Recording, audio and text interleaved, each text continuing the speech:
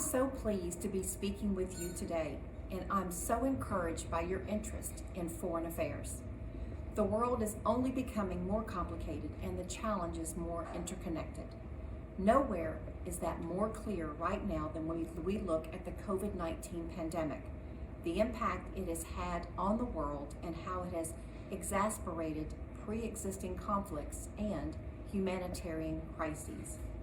These challenges can become particularly complicated in international organizations like the United Nations, where there are innumerable stakeholders and perspectives.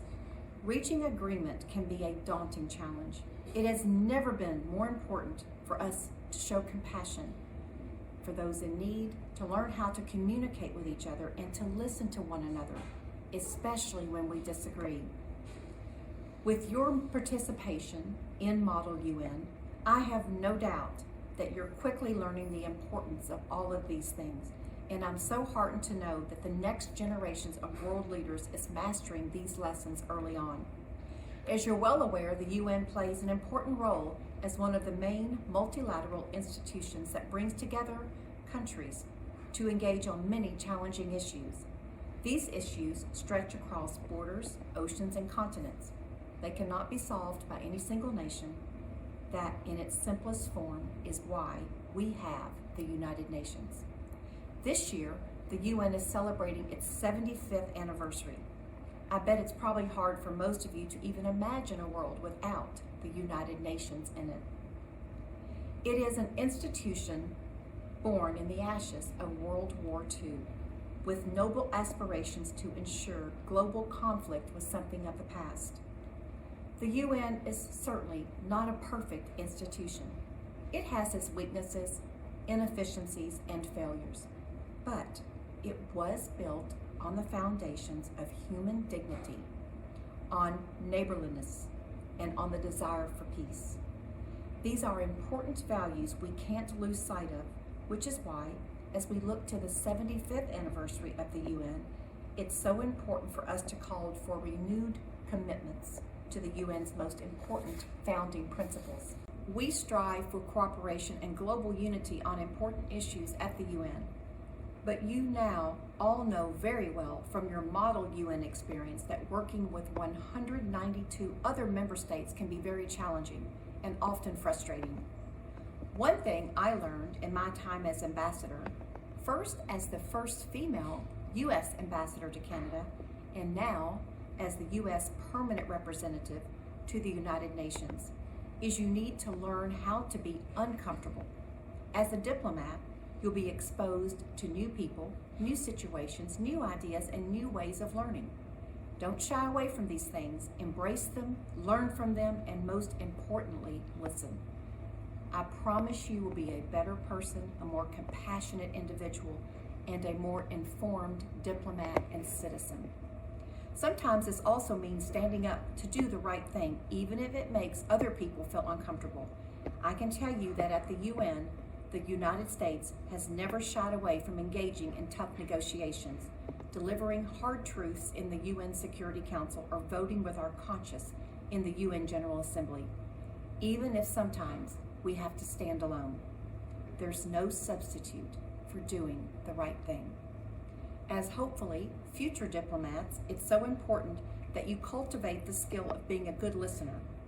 In addition to negotiating with other countries and ambassadors on behalf of your own country, part of the job of a good diplomat at the UN is lifting up the voices of the vulnerable people around the world who need the help and attention of the United Nations.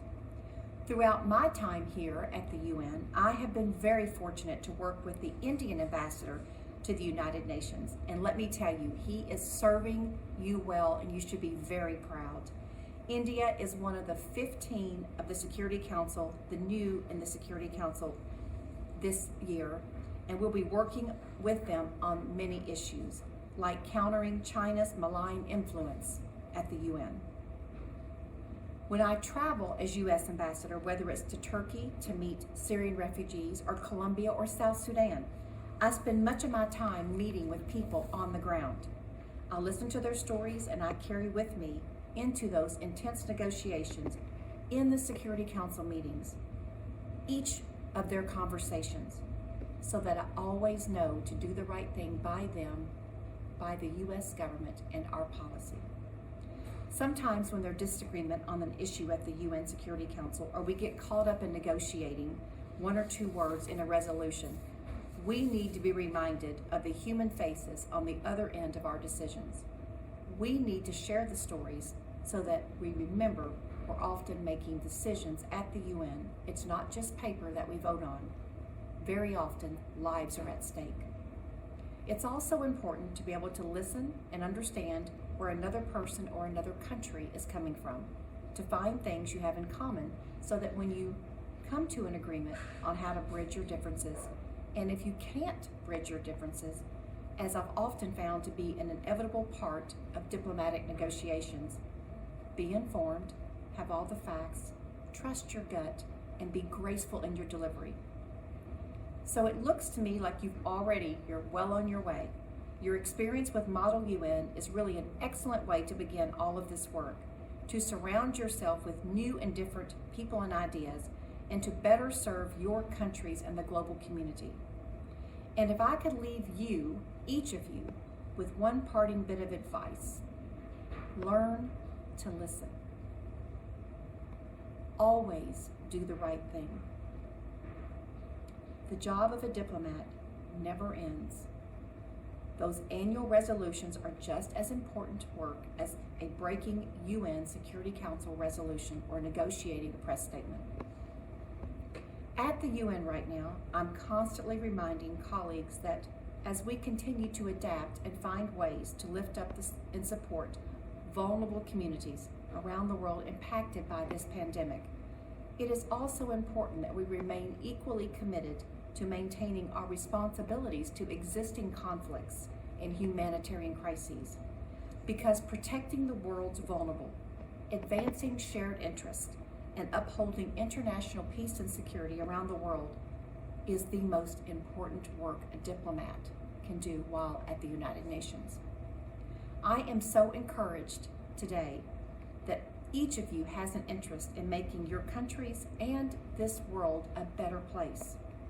And I'm looking forward to seeing all of the wonderful things that each of you contribute to our future.